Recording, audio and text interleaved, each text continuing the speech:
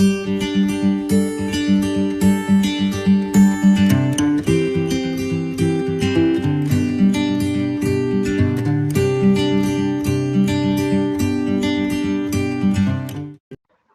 to Maritime Destination. Today we have Captain Pradeep Chawla. He is a Group Managing Director, QHSE and Training with AngloEastern Shipment. He oversees QHSE and training for over 650 vessels. He overlooks the training and development of over 28,000 sailing staff and 1,700 shore managers. Welcome, Captain Chawla, to Maritime Destination. Good evening. Thank you for having me here.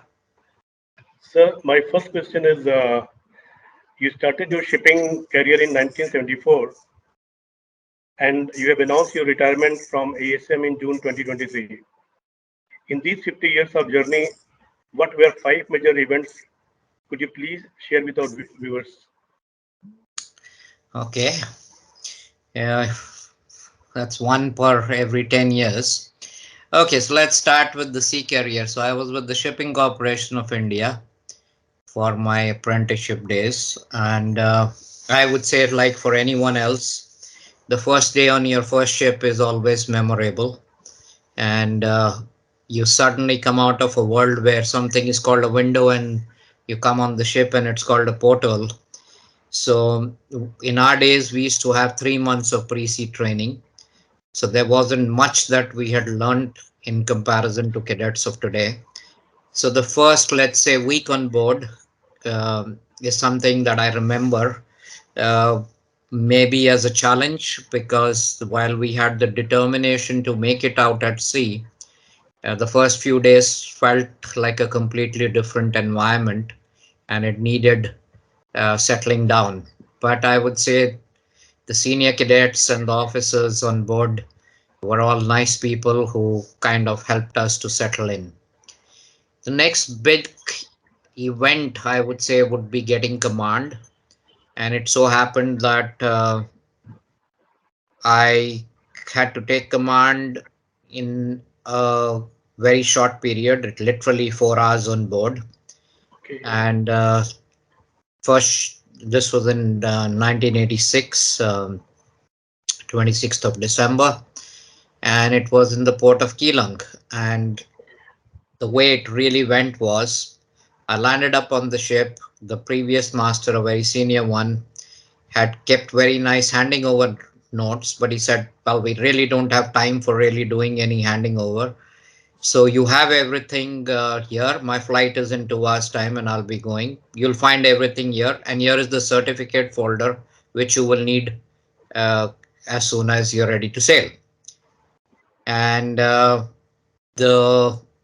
been chief officer long enough, so I mean, wasn't a problem in terms of confidence. And the very next thing was that the pilot, since the weather was bad in winter time, the pilot took the ship off the berth and he says, okay, Captain, you're all on your own. I'm not coming out. The weather is too bad. And it was wind force 8 to 9. And we were coming out of the Keeling harbor, which has a pretty narrow breakwater to get in. And there was a swell and currents were across the channel, so which the pilot had warned me about. So it was basically like, you know, you are getting into your first command with fighting with fire kind of thing. So I really don't know how I did that. First maneuvering 4 hours after joining after a long flight, but it went okay. And so that's a memorable event, I would say. I think most people would remember their first command. So that was an interesting way to start the career as a master. During my sailing days of 17 years, I would say I sailed with 18 different nationalities, and it was great fun in various companies that I sailed with. And I joined AngloEastern in 85 as a chief officer, and before that, I've done many companies. Which were the companies, sir? I started with Iraqi Lines, and I've done Sealand Shipping, Arkham Shipping, which was in Israeli outfit out of London. I went back to Iraqi lines. I was in Al Navigation for a short contract, and then I was in Transworld, what is now called Transworld, the container company, and did I do another one? Yeah, that's and then AngloEastern.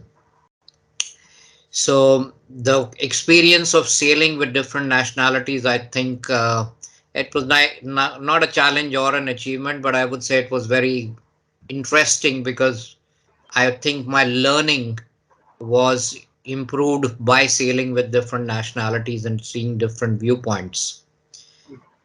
The next memorable event would be, I would say, getting selected to get into the office because quality assurance and QHSE, as we now call it, didn't really exist in 1992. Uh, there was DNV, Safety and Environment Protection Rules, which was a precursor, and ISM came in 98, as you know. So everything to do with quality assurance was voluntary at that time. And the challenge was, I would call this one a challenge because didn't really have knowledge as a master of a ship of what is an ISO quality standard or what is quality assurance in other industries. So it took me the first 3 months of really understanding what do we mean by quality assurance because there were no examples to learn from other companies or from friends. So I started my career literally reading about quality assurance in the automobile industry and other high hazard industries, nuclear. So read books about various things to try and first understand what was it all about. So that's a memory that I do have in 1992. The part about writing procedures and manuals was actually very easy compared to understanding the purpose of quality assurance. So, can we say it was introduced by you to No, the it shipping wasn't industry? introduced by me, certainly not. Quality assurance as a field was more from 1950s in other industries. And let's say in ship management, I was one of the earliest ones to get a job which with a title of safety and quality manager. I mean, there were safety and quality managers in all good companies.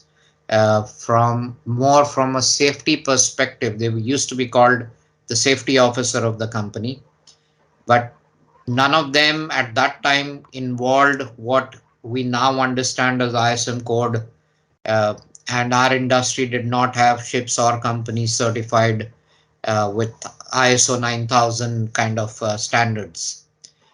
So that was quite a difference. And I think another challenge was getting used to the idea of being almost like a cadet in office life compared to being a master of a ship. And I think that's a challenge that most people would face even today, switching from sea life to shore life. And yes, there were moments when one felt that better to go back out at sea when you didn't have so many different viewpoints on a subject and you could make your own decisions. I mean, office life is, as we all know, is different from the way we run a ship in the sense of authority and responsibility and accountability. Everything is kind of decision making by consensus in an office compared to a ship where, especially in those days where we had a lot of freedom about decision making.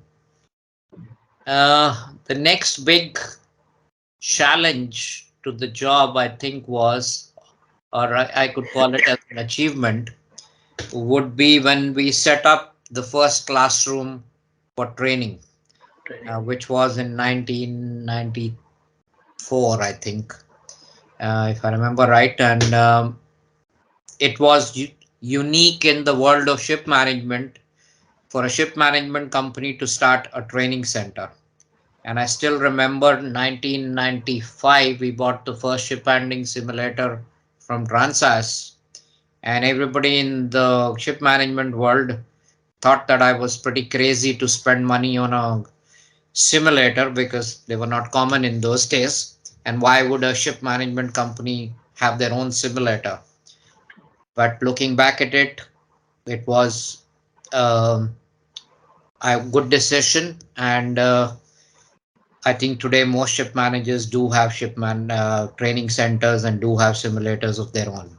So that was a big event. And then the successive expansion of training, each one presented some new challenges. But so we expanded from one classroom to two classrooms to five classrooms to a training center that kept growing in Mumbai and then the Delhi one. Uh, but the next major event in life was starting the Maritime College, Anglo-Eastern Maritime Academy, because being a Mumbai city dweller, I had no idea about how does one go about buying land in India, because every kind of second plot that we saw, something or the other went wrong with the papers that the lawyers would come and say, don't touch this one. There is something in the records which is not very safe for you to buy. So that was quite a challenge.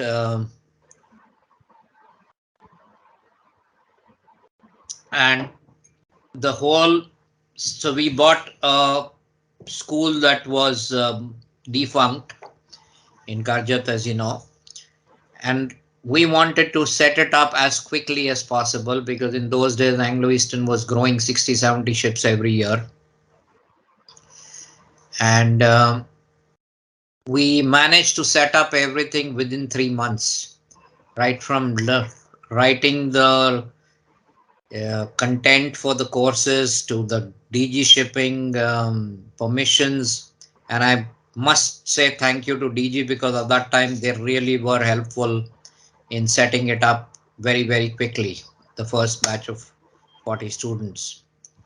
And I think the whole journey of taking the college to where it is now with 480 cadets every year passing out from this academy and all getting absorbed by Anglo-Eastern has been probably one of the happiest things of life, to be able to contribute to bringing youngsters into the industry that I love, that I would recommend to anybody even today. Sea life is good life. Sea life has money. Sea life has adventure. Sea life takes you to different parts of the world. There are not many professions as good as sea life. And I would still recommend it to your youngster. Yeah, so that was a big, I would say, achievement and a challenge at the same time of setting something up of that nature. And I would say we've had two mergers of with one with Denom Ship Management in 2001 and one with Univan in 2015. I would say both of them have been learning experiences for me. Uh, since combining the safety management systems, trying to amalgamate the working culture of the two companies is interesting. Now, it's a process that happens to in many industries on a regular basis, but if you have not been involved and it's your first time, it does bring about um, a lot of learning experience.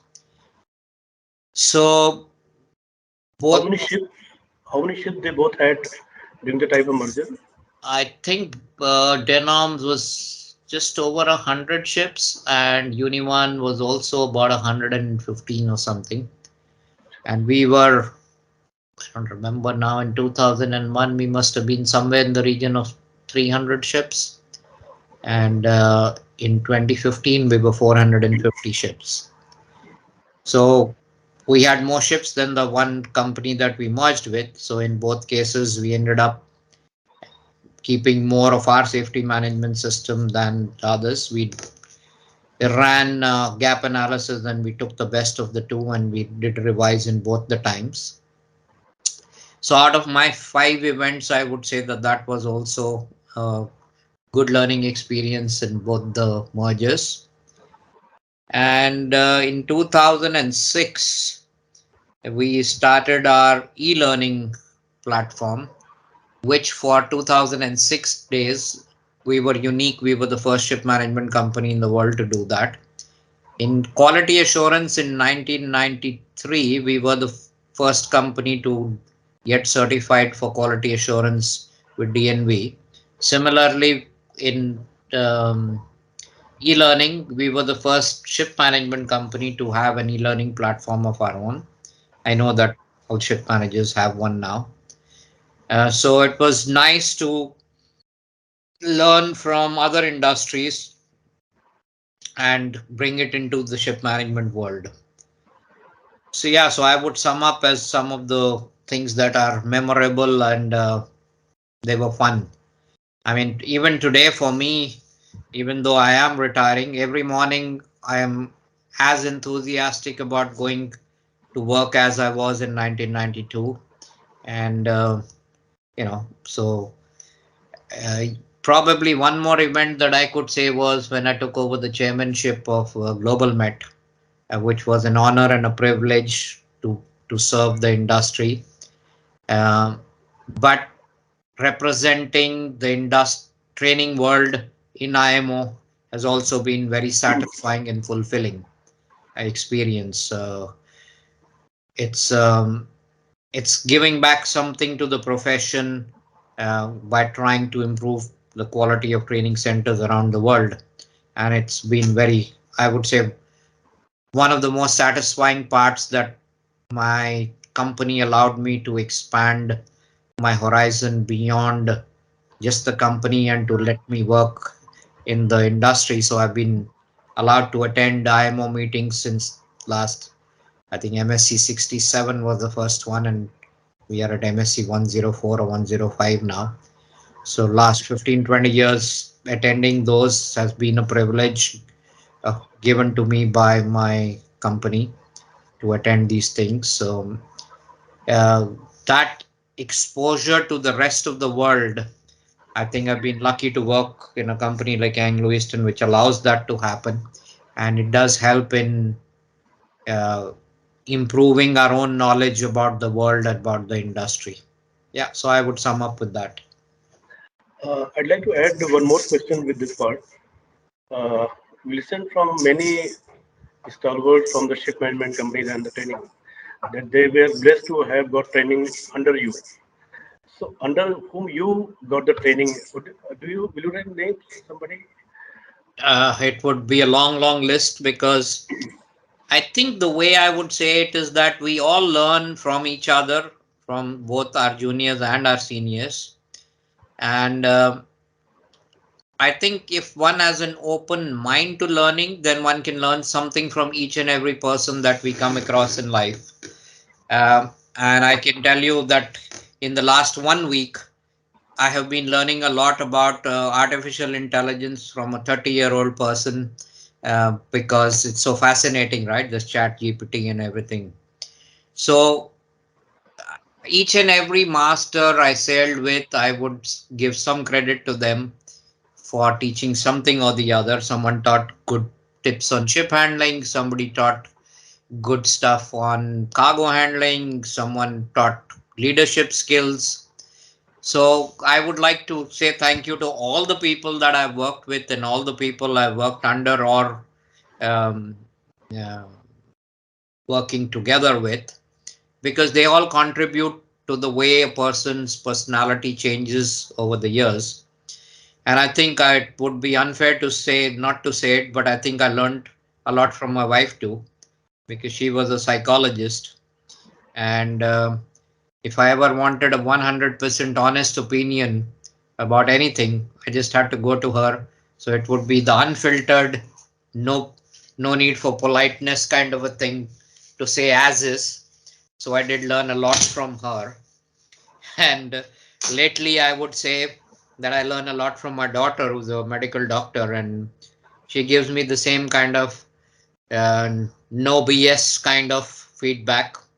And I still remember that I was doing passing out speech in the academy in Mumbai, And that particular year, my daughter happened to come along with me to the academy.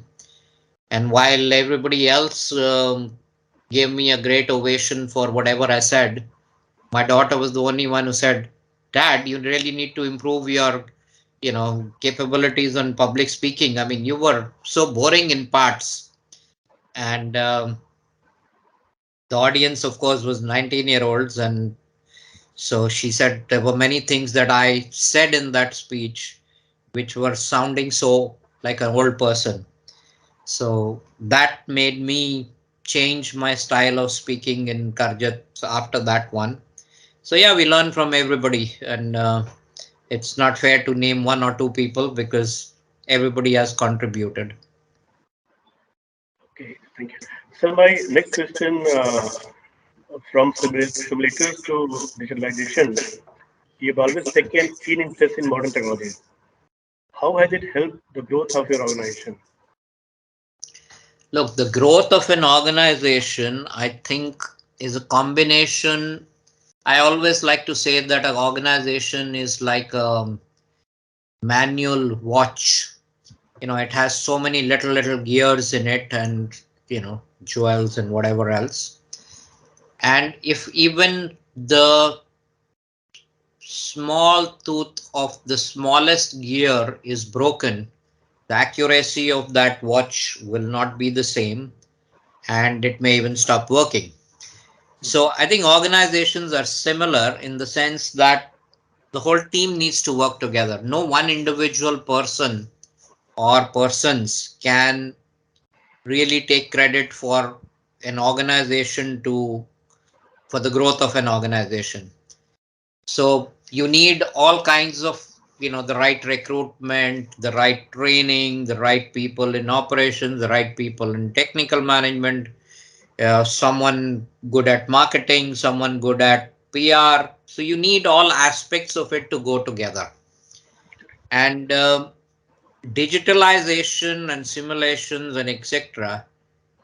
Yeah, I would say that the decision to take ship handling and cargo handling simulators and engine simulators, etc., that may have come from, let's say, my proposals, but my bosses needed to also have the same vision to grant the money for it, right?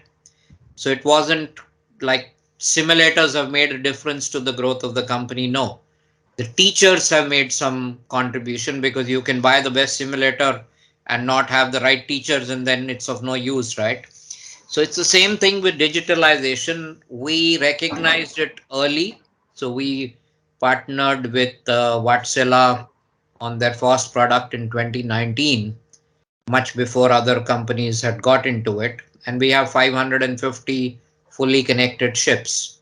And as you might have read recently, we have been very early to adopt Starlink for communication purposes because, again, we think that it's a game changer.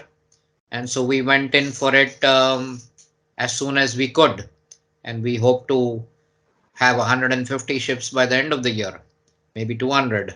I mean, if there were sufficient antennas and capacity, we would do the whole fleet.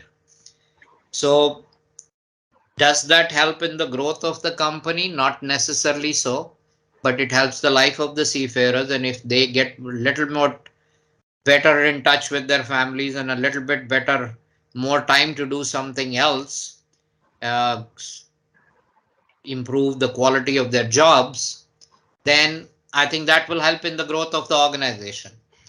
So if a company has all parts of it working well together like a watch, then the growth automatically happens. I am not very fond of MBA jargon about strategy and targets for growth, etc. Yes, every company wants to grow as much as they can, as quickly as they can. But at times you also have to take decisions not to grow in order to make sure that you maintain your quality. So AngloEastern has been growing steadily. It was 12 ships when I joined the company, and today we are 660 75 ships in full management and another 200 in crew pool. So I think there have been certain years within our life cycle where we have chosen not to grow too much because we wanted to consolidate what we had. So as an example, when each of the mergers happened, it was an intentional strategy or decision that growth at this stage is less important than amalgamating the cultures of the company. So management time was very much kept for that. So to an external party, it may look like AngloEastern was not growing, but no, it was growing. It was making the foundations stronger. It was building. I mean, it's like if you're building the next floor for your house, you need to make sure that you have the right foundation, right? You can't just build without a proper foundation, without the proper strengthening. So certain times as a company, we make those kind of decisions to focus on a different aspect. So from 2019, we have been spending a lot of time, energy, and money on digitalization. And we have been spending a lot of time on learning and being ready for alternate fuels. And today, I think we are probably well ahead of the other companies in terms of what we have set up for training for alternate fuels. Uh, we already have ships with LNG as a fuel, LPG as a fuel, biofuels, methanol, and ammonia now. We are ready for all of those things. And we have been training not only our own people, but also for the industry. We did open up the training center for helping the industry. So, uh, investment in technologies is one of the factors for the growth, but it has to all the orchestra has to sound beautiful with everybody playing their part of the instrument properly, and that's what makes the company grow like a good orchestra.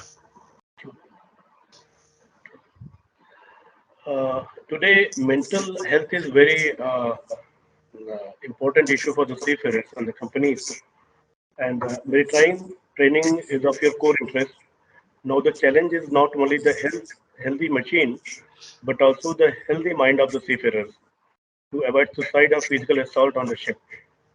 How should the industry prepare itself to minimize the accidents due to the machine and the stressful mind of the on the ship? Very good question.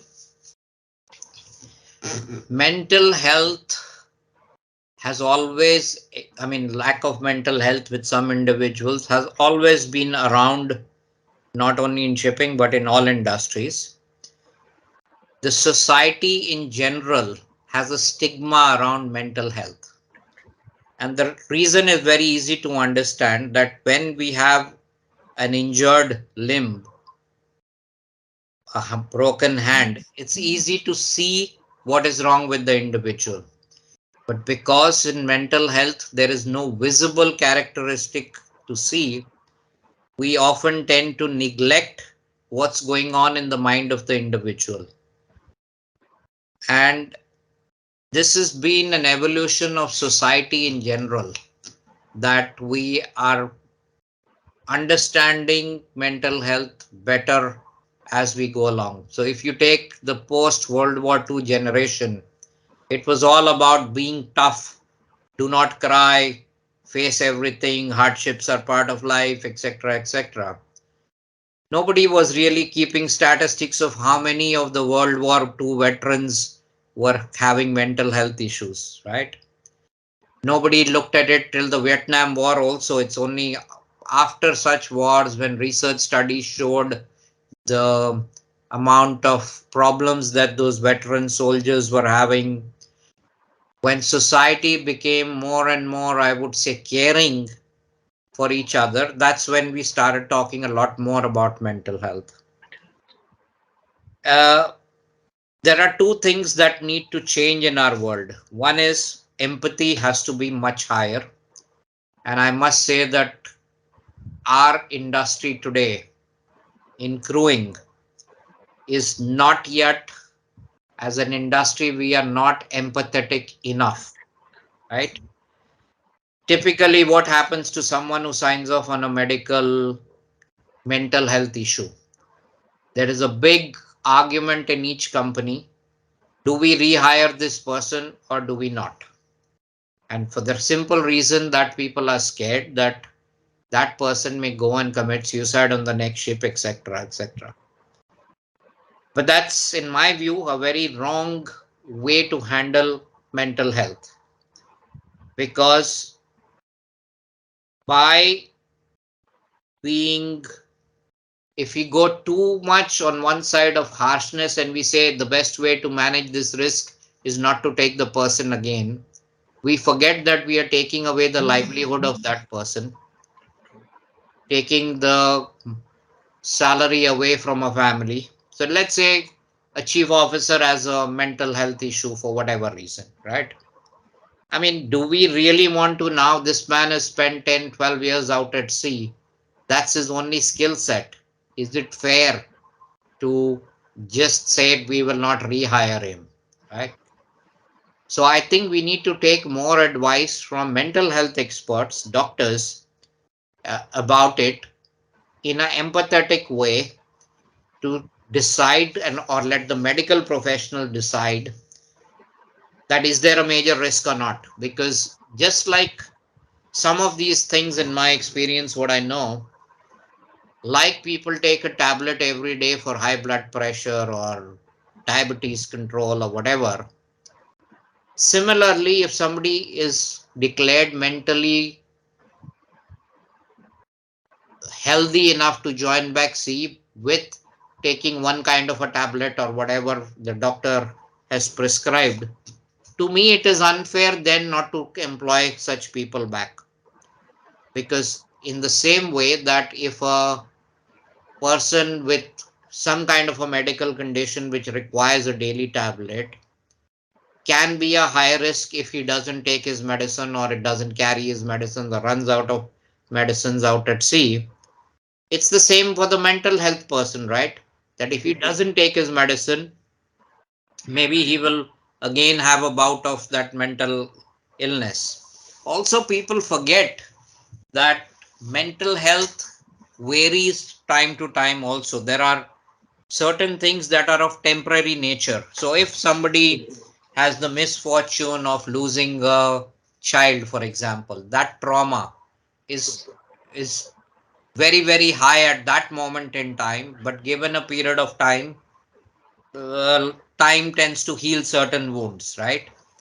So similarly, like, we need to recognize through the help of doctors that is this something that we can help that person with? Can we give him an extra 4 months of leave? Can we help him with a counselor? Can we provide some kind of a help to that person to get over that trauma? That would be the empathetic way of dealing with it. But quite often in our industry, we don't take the long view on it and we don't rehire such people. So I think the society as a whole, I mean, youngsters today, and there are statistics about it, the rate of committing suicide at a young age has tripled in some countries over the last 20 years, right? I'm sure if you Google suicide rates in different countries, you will see a graph going upwards in many countries. And there are many reasons to how a society changes, right? And I imagine the present wars that are going down around, right? Ukraine, Sudan, Iraq in the past, Afghanistan in the past. Each of these wars must be producing mental health problems for many people who have lost their loved ones, like entire families wiped out or half the family wiped out. So in all of these cases, human beings tend to be resilient and fight back, and most of them continue to hold good jobs. So we need to do the same with our seafarers, give them as much help as we can, and think about it from their viewpoint, right? Would we want to lose our job, our livelihoods, because on one particular day or for a month or 3 months, we had a trauma that was causing us not to be focused on our job. So if the world, and I have taken this up many times with people in the unions, ITF, ILO, these kind of places, that we need to give more guidance to the profession about how to deal with it.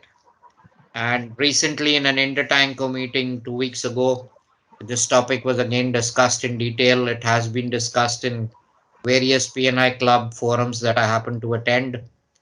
So I think over the next 5 years, we will need to come up with better guidelines for the industry on how to deal with mental health in a humane way, in a nice way. So my advice to young people would be try and understand yourself well. And there is a lot of guidance available on every ship from the company, from bodies like ISWAN, seafarers helplines are available. Companies, most like us, are providing psychologists and psychiatrists available on a phone call, on a helpline. And these helplines, the company doesn't interfere with what the seafarer is speaking with the professional doctor.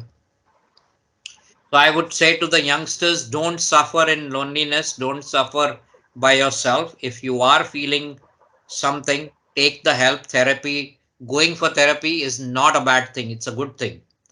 Like we go to a doctor for a pain in the back or in the arm, if there is something that is occupying your mind and causing distress to the mind, seek help as soon as possible. Most of these things can be cured. Uh, so my next question is, you are retiring from ASM, but we are sure that you are not retiring from shipping activities. What are your plans to contribute for shipping and GlobalMET? Okay, I would certainly say I'm not going to disappear into the jungle or do fishing every day. Um, the plan certainly is to continue with GlobalMET, and in fact try and give more time to GlobalMET than I have been able to give. I do plan to continue in as many industry activities that I can. Um, and I do plan to continue in the field of training, learning, mentoring, um, and trying to. I don't want to say that there is anything special about me, but whatever good or bad that I can mentor people who want to be mentored by me, I would want to do that. And it's up to the people who listen to the older person what they want to accept and what they want to reject. But from my side, I do hope to be able to continue working in the industry, which I do enjoy. And I haven't got bored of shipping, and I haven't got bored of ships, and I haven't got bored of doing things with seafarers. So, and I would like to stay in touch with the younger people because as an older person, you get more energy when you interact with young people and see their enthusiasm. And I don't think I'm obsolete with technology. So I do plan to continue learning the new technologies that come up.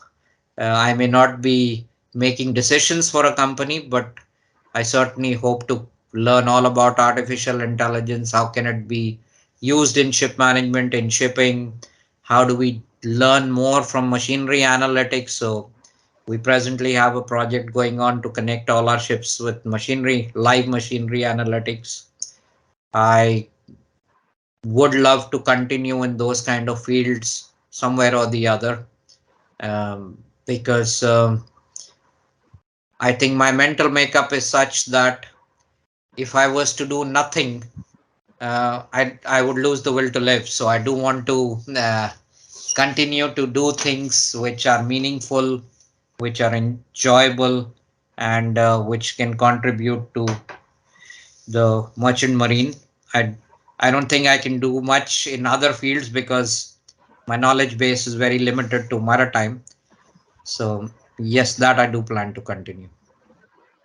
In the end, would you like to add anything else if I've asked Ms. Srivastav, I would which just is like, relevant I for think today's I would times? just like to thank everybody who with whom I've interacted in my life so far, because retirement is kind of a watershed moment, and I would like to apologize to anybody whom I've hurt over the years, and I would like to thank everybody who has mentored me or taught me something. And most of all, I think I want to say I've been privileged to have very, very nice colleagues in everything in life. I think I've been a lucky individual. So I think I would like to, remain in touch with as many people as I can, uh, because to me, retirement is just one phase of life, and it's like going down to a different road, to a different destination, uh, and still enjoying that journey in the future. Thank you so much, sir. And thanks for sparing your time and giving time from Hong Kong. Thank you so much once again. Most welcome. Thank you for having me on your program. Thank you so much, sir.